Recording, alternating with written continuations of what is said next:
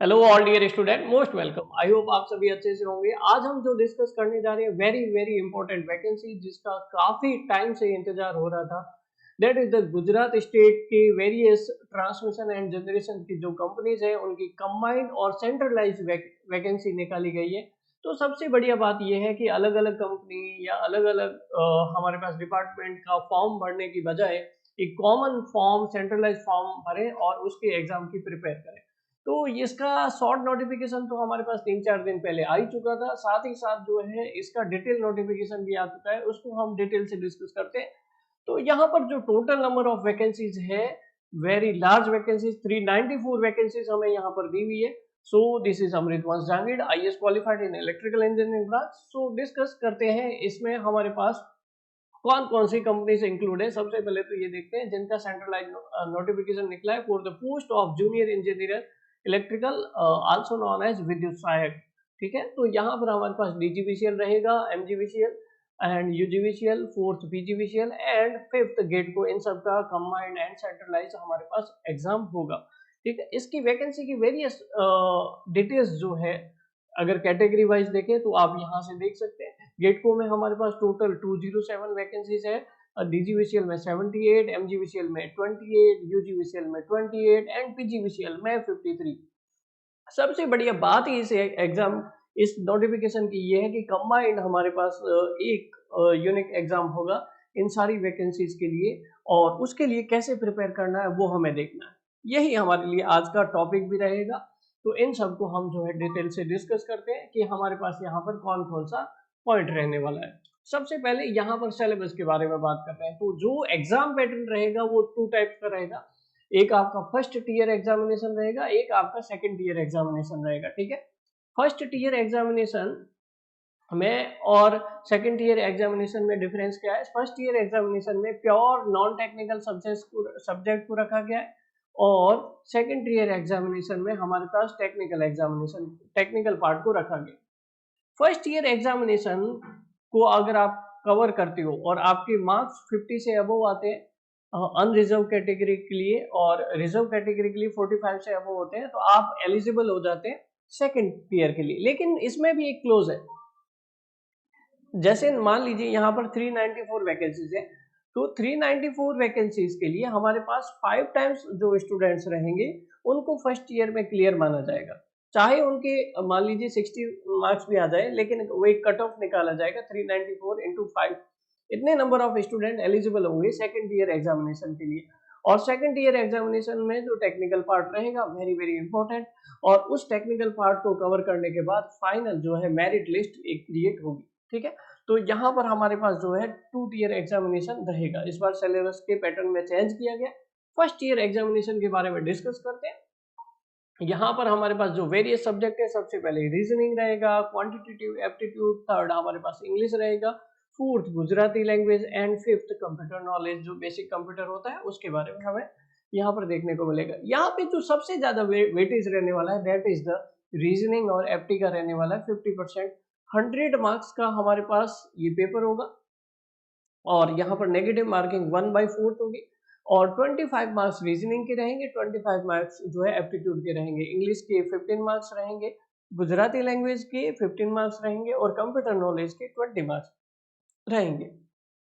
अब सबसे पहले तो ये बात आ जाती है कि फर्स्ट ईयर एग्जामिनेशन और सेकंड ईयर एग्जामिनेशन का सिलेबस जो है हमारे पास गिवन है, इसमें सबसे पहले हम तैयारी कैसे करें। तो तैयारी के लिए आपको सबसे पहले फर्स्ट ईयर एग्जामिनेशन की ही तैयारी करनी है, लेकिन ऐसा नहीं कि बिल्कुल ही टेक्निकल छोड़ देना है। टेक्निकल को भी पैरेलल में थोड़ा थोड़ा टाइम दो। लार्ज टाइम जो है आपका जैसा भी शेड्यूल है उसमें आप जो है 70% टाइम जो है नॉन टेक को प्रिपेयर करने के लिए दीजिए, और 30% जो टाइम है वो आप अगर कॉन्फिडेंट है और आपको लगता है कि हमारे पास जो है थोड़ा सा प्रिपेयर करने से सिलेक्शन हो सकता है, तो आपको जो है 30% साथ में टेक्निकल भी लेके चलना है, क्योंकि टेक्निकल को ब्लैंक नहीं छोड़ना है।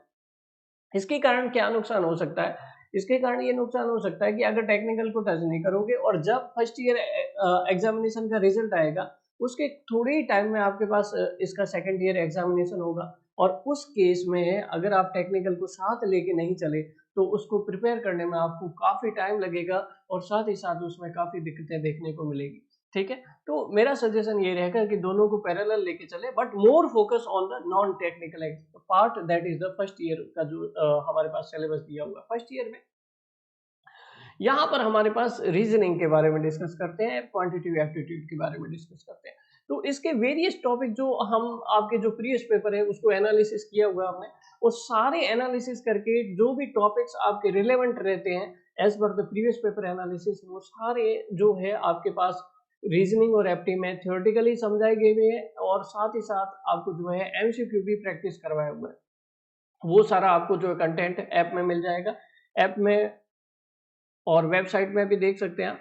वेबसाइट में ज़्यादा प्रेफर करिएगा उससे कोर्स ज्वाइन करने के लिए। इसके बारे में भी हम डिस्कस करेंगे, लेकिन पहले अभी थोड़ा सा इसके बारे में समझा देते हैं कि रीजनिंग और क्वांटिटेटिव एप्टीट्यूड।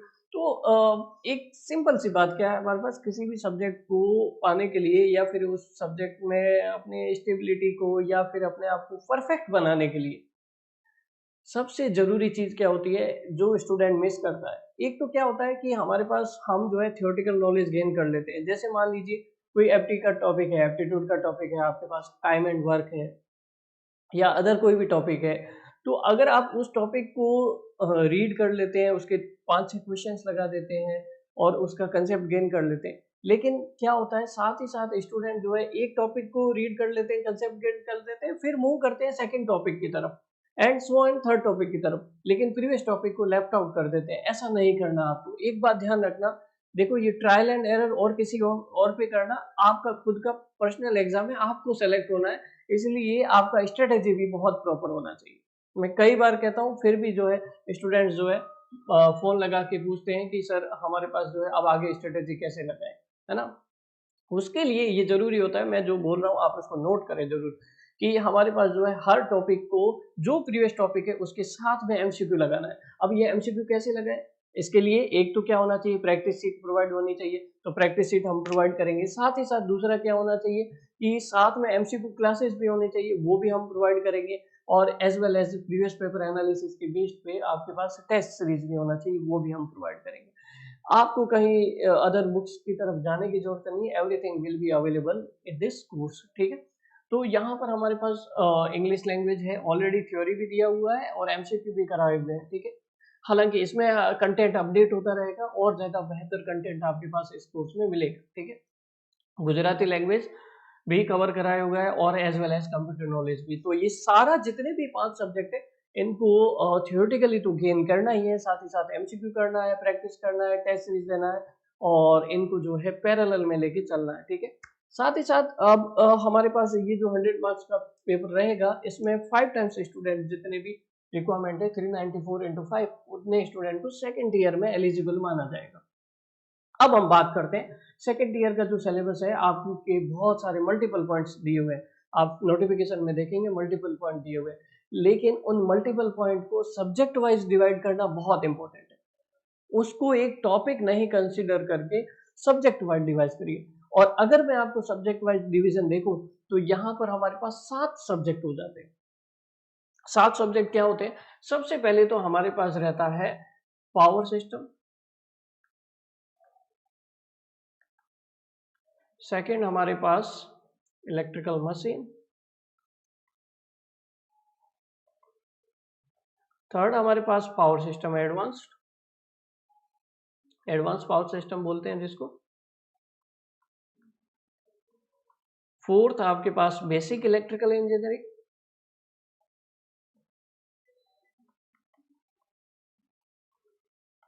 फिफ्थ आपके पास control system, sixth measurement,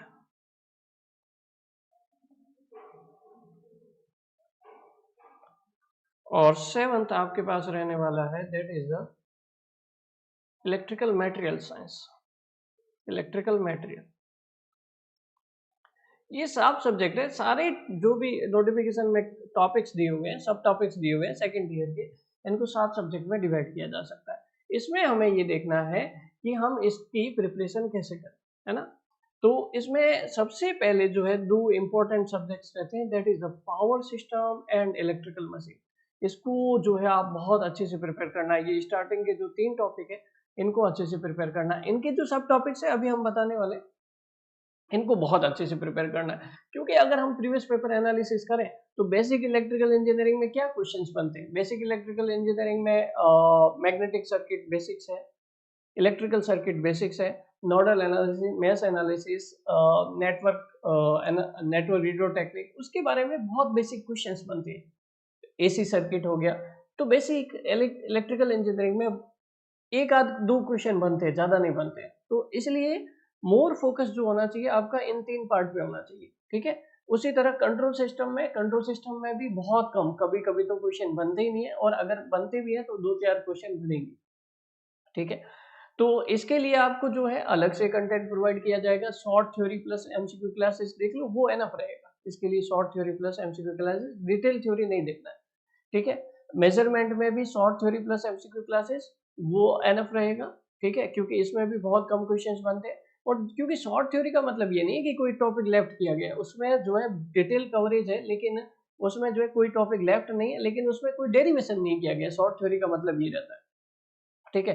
electrical material में आप जो देखिए सुपर कंडक्टर है, इंसुलेटर्स है, या कंडक्टिंग मटेरियल है, या हमारे पास मैग्नेटिक मटेरियल है, उसके बारे में बेसिक 10 से 12 लेक्चर है, उसको देखिएगा, ठीक है। तो इन सब ये सभी सब्जेक्ट को जो है आपको थोड़ा सा कम वेटेज देना है, और जो हमारे पास 3 सब्जेक्ट स्टार्टिंग में power system, machine and power system advance, उसको ज्यादा फोकस करना। अभी हम डिस्कस करते हैं कि पावर सिस्टम में हमारे पास जो सब टॉपिक्स दिए हुए हैं सिलेबस में वो कौन कौन से। पावर सिस्टम में वो सारे पार्ट है। पावर सिस्टम को कंबाइंडली क्या बोलते हैं? Generation, transmission, distribution, utilization, generation, transmission, distribution, protection, ये सारे पार्ट दिए हुए हैं, और प्रोटेक्शन के बाद एडवांस पावर सिस्टम को और इंक्लूड किया गया, ठीक है। तो आपको जनरेशन के टॉपिक भी देखने को मिलेंगे। सबसे पहले हम क्या डिस्कस करते हैं? ट्रांसमिशन लाइन को डिस्कस करते हैं, short, medium, long transmission line. उसके बाद लोड फ्लो एनालिसिस को डिस्कस करते हैं, फिर फॉल्ट एनालिसिस को डिस्कस करते हैं, फिर उनके प्रोटेक्शन के लिए सर्किट ब्रेकर रिलीज उनको डिस्कस करते हैं, फिर डिस्ट्रीब्यूशन नेटवर्क को डिस्कस करते हैं, एंड देन हमारे पास EHV HVDC ट्रांसमिशन सिस्टम की तरफ जाते हैं। प्रोटेक्शन में again circuit breaker, relay and various devices को हम डिस्कस करते हैं। लाइटनिंग अरेस्टर के बारे में क्वेश्चन बनता रहता है। उसके बाद बेसिक प्रोटेक्शन स्कीम जो है अर्थिंग सिस्टम हो गया, या फिर हमारे पास जो है नॉन कन्वेंशनल एनर्जी सोर्सेस है लाइक विंड, सोलर, बायोमास, इन सब के बारे में भी क्वेश्चंस बनते हैं। तो पावर सिस्टम का जो सिलेबस है बहुत ही वाइड है, केवल टॉपिक का नाम लिख दिया इससे नहीं चलेगा।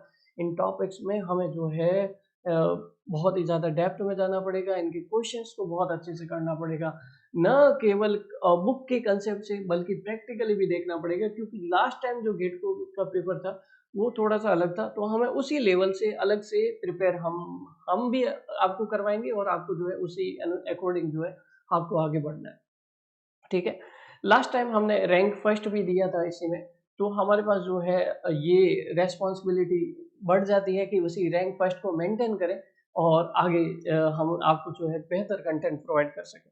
थर्ड जो हमारे पास इलेक्ट्रिकल मशीन का सब्जेक्ट रहता है, उसमें basic electrical machine, VFD variable frequency divide drive, that is related to the 3 phase induction motor, squirrel cage induction motor. उसकी starting torque, current and speed को कंट्रोल करने के लिए एक लेटेस्ट टेक्नोलॉजी है जो रियलिटी में इंडस्ट्री में आजकल यही यूज होता है। उसके बारे में एक टॉपिक, ये बहुत बढ़िया टॉपिक है, इसके बारे में हम डिटेल से डिस्कस करेंगे। AC and DC motors like DC generator, DC motors, PMDC motor, various AC motors, hysteresis motor, repulsion motor, reluctance motor, इन सब के बारे में थोड़ा थोड़ा बेसिक नॉलेज होना चाहिए। Single phase induction motor, synchronous generator, power transformer and distribution transformer, basic terminology मालूम होनी चाहिए, इनके बीच में डिफरेंस ये सब मालूम होना चाहिए। इसके रिलेटेड हमारे पास क्वेश्चंस बन सकते हैं, ठीक है। तो मशीन भी हमारे पास एक इम्पोर्टेंट पार्ट रोल प्ले करता है। उसके बाद पावर सिस्टम एडवांस में SCADA and smart grid technology, जो वेरियस पावर इलेक्ट्रॉनिक्स डिवाइसेस है, that static compensator, SVC, reactive power को कंट्रोल करने के लिए ये डिवाइसेस रहती है, उनके बारे में हमें डिस्कस करना है। साथ ही साथ जो है वेरियस IT एप्लीकेशंस रहती है, generation, transmission and distribution network में आजकल IoT का यूज किया जा रहा है, इंटरनेट ऑफ थिंग्स का, उसको भी इसके साथ रिलेट करना है, तो ये भी हम डिस्कस करेंगे, ठीक है। DC बैटरी सिस्टम के बारे में लास्ट टाइम बहुत ज़्यादा क्वेश्चन पूछे गए थे। लेड एसिड बैटरीज के बारे में, फंक्शन के बारे में, थ्योरी के बारे में, मेंटेनेंस के बारे में, बहुत ही ज़्यादा we are preparing the previous paper solution, तो उसमें हम जो है हम काम कर रहे हैं, तो हमें जब एनालिसिस करते हैं तो पता चलता है कि इससे रिलेटेड एक टॉपिक से 4-5 क्वेश्चंस पूछे गए, ठीक है। तो ये भी आपके लिए इंपॉर्टेंट टॉपिक रह जाता है। Energy storage techniques again related to the battery system. Renewable energy integration, ये एक लेटेस्ट अच्छा टॉपिक है। रिन्यूएबल एनर्जी इंटीग्रेशन का मतलब we are using and we are promoting the solar and wind power technology, और इनका जो आउटपुट रहता है वो जो है हमारी फ्रिक्वेंसी 50 हर्ट्ज के अकॉर्डिंग नहीं रहता है। विंड का देखोगे तो वेरिएबल फ्रिक्वेंसी रहती है, सोलर का डीसी आउटपुट रहता है। इस सब को जो है फ्रिक्वेंसी 50 हर्ट्ज करके ग्रिड के साथ इंटीग्रेट करने के लिए जो टेक्नोलॉजी लगाई जाएगी उसको रिन्यूएबल एनर्जी इंटीग्रेशन टेक्नोलॉजी बोलेंगे, और उसको भी हमें डिस्कस करना है, ठीक है। प्रेजेंट सिनेरियो, लेटेस्ट टेक्नोलॉजी क्या होनी चाहिए पावर सेक्टर में, we will discuss PLCC power line carrier communication, optical fibre, load management technology very important, ये भी एडवांस पावर सिस्टम में we will cover, and electrical safety at the last. ये subject 4 का है हमारे पास। मटेरियल साइंस में हम we already discuss magnetic material, conducting material, superconductor जिस पे एडवांस रिसर्च हो रहा है, इंसुलेटर, इनके बारे में बेसिक नॉलेज होना चाहिए। Measurement of electrical power, that is PMMC type instrument, ED type instrument, MI type instrument, इन सब का कंपैरिजन, इनके बारे में बेसिक नॉलेज होना चाहिए। And electronics measurement techniques, watt meter वगैरह, इसके बारे में भी बेसिक नॉलेज होना चाहिए। कंट्रोल सिस्टम में आपके पास नॉलेज होना चाहिए, open loop system, close loop system, थोड़ा बहुत time domain analysis and frequency domain analysis, थोड़ा बहुत अगर आप इसको देखिएगा। Short theory plus MCQ is enough for that. तो ये हमें जो है पार्ट कवर करने। अब इसमें जो है आपके लिए कैसे कोर्स डिजाइन करेंगे, वो सिस्टमेटिकली सारे टॉपिक्स को वैसे कोर्स तो हमने पहले भी दे रखा है, वेबसाइट पे जाके देखिएगा या फिर जो है ऐप में जाके देखिएगा तो आपको कोर्स मिल जाएगा। कई स्टूडेंट्स पहले से ही कोर्स को ज्वाइन कर चुके हैं। ये जो है थोड़ा सा सिलेबस लेंदी हो जाता है हमारे पास, क्योंकि वेरियस गेट को पीजीवीसीएल, यूजीवीसीएल, डीजीवीसीएल का सबका सिलेबस को कंबाइन कर दिया गया है, थोड़ा सा लेंदी कर दिया है इस सिलेबस को। तो हमें जो है लेंदी सिलेबस है तो कम टाइम मिलेगा फर्स्ट ईयर के बाद। तो उसके लिए मैं आपको सजेस्ट करूंगा कि साथ ही साथ जितना भी आप टोटल टाइम डेडिकेट करते हैं अपनी प्रिपरेशन के लिए, उसका 30% टाइम जो है फर्स्ट ईयर एग्जामिनेशन के साथ साथ टेक्निकल को लेने में करिए, साथ में प्रिपेयर करिए, ठीक है। और दूसरा क्या है उसमें आप देखिएगा, हाँ यहाँ पर हमारे पास आपको और क्या चाहिएगा, जैसे कोर्स अगर आप ज्वाइन करना चाहते हैं तो हमारे पास जो है we will really dedicated for this and committed to success for you. तो इसके लिए हमारे पास जो है बहुत ही अच्छे से कंटेंट को यहाँ पर जो ऑलरेडी अपडेट कंटेंट है उसमें अपडेट होगा according to the new syllabus, as well as यहाँ पर अगर आपको ज्वाइन करना चाहते हो तो वेरियस आपको मेथड मिलेंगे ज्वाइन करने के लिए। सबसे पहले वेबसाइट से आप ज्वाइन कर सकते हैं, एप्लीकेशन प्ले स्टोर की उससे ज्वाइन कर सकते हैं। एप्लीकेशन आपको मिल जाएगी iOS एप्लीकेशन एप्पल यूज़ करते हैं उसके लिए मिल जाएगी। विंडोज़ लॉगिन कंप्यूटर या डेस्कटॉप पे अगर आप देखना चाहते हैं विल लॉगिन, वो भी अलग से मिलता है। तो ये सारा जो है आपको फैसिलिटी मिलेगा। लेकिन एक आपको रिक्वेस्ट ये रहेगी कि अगर आप कोर्स ज्वाइन करें तो डिस्क्रिप्शन में आपको वेबसाइट लिंक मिलेगा, वहां पर जाइएगा, डिस्क्रिप्शन में देखिएगा, क्योंकि ओल्ड वेबसाइट हमारी चेंज हो चुकी है। इस वीडियो के डिस्क्रिप्शन में आपको लिंक मिलेगा, उस लिंक पे क्लिक करना तो वेबसाइट पे जाइएगा और वेबसाइट पे जाके कोर्स ज्वाइन करिएगा, ऐप में मत करिएगा। हालांकि ऐप में एक्टिव हो जाएगा, क्योंकि ऐप में गूगल पॉलिसी की वजह से आपका 30% जो है टैक्स लग जाता है, वो आपको जो है फिर दिक्कत करेगा, आपके लिए भी बेनिफिशियल नहीं रहेगा, मेरे लिए भी बेनिफिशियल नहीं रहेगा, फालतू कॉस्टिंग बढ़ जाएगी। तो इसीलिए जो है वेबसाइट से ज्वाइन करिएगा, आपको लेस कॉस्टली पड़ेगा, ठीक है। सो ये हमारे पास जो है आज का बेसिक इंट्रोडक्शन है, सिलेबस का है। इन डेप्थ और ज़्यादा जो है हम इसमें डिस्कस करेंगे, आपके कंटेंट को अपडेट कर देंगे, as well as from the day first at the last day we are hand holding with you, और यहाँ पर जो है आपके साथ खड़े, आपको किसी चीज़ की दिक्कत नहीं होगी। और डाउट सॉल्यूशन के लिए आप व्हाट्सएप ग्रुप ज्वाइन कर सकते हैं, एज वेल एज चैट में भी पूछ सकते हैं। व्हाट्सएप ग्रुप का जो कोर्स स्टूडेंट का रहता है उसको ज्वाइन करके आप डाउट पूछ सकते हैं। सो कोई दिक्कत नहीं रहेगी। अगर फिर भी आपका कोई क्वेरी रहता है तो कमेंट करिएगा इस वीडियो में। हाँ, एक चीज़ और रहेगी, इसका एग्ज़ाम कब होगा? इसका 12th मार्च को तो नोटिफिकेशन आ चुका है, इसका एग्ज़ाम जो होगा वो लोकसभा इलेक्शन के बाद ही होगा, है ना? उससे पहले नहीं होगा एग्ज़ाम। और उसके बाद आपको सेकंड ईयर एग्जामिनेशन के लिए 1.5 से 2 महीने का टाइम मिलेगा। तो 1.5 से 2 महीने में इतना पावर सिस्टम का वास्ट और इलेक्ट्रिकल मशीन का वास्ट सिलेबस आप जो है कवर नहीं कर पाएंगे, इसलिए उसको साथ ही कंसिडर करिएगा, तो आपको काफ़ी हेल्प मिलेगा। ठीक है, तो ये एग्ज़ाम आपके पास जून जुलाई में हो सकता है, साथ ही साथ फर्स्ट ईयर का एग्ज़ाम, और फिर जो है सितंबर अक्टूबर में या अक्टूबर तक आपके पास सेकंड ईयर लेवल का एग्ज़ाम हो सकता है। So till then thank you so much, फिर मिलेंगे, कोर्स में मिलते हैं।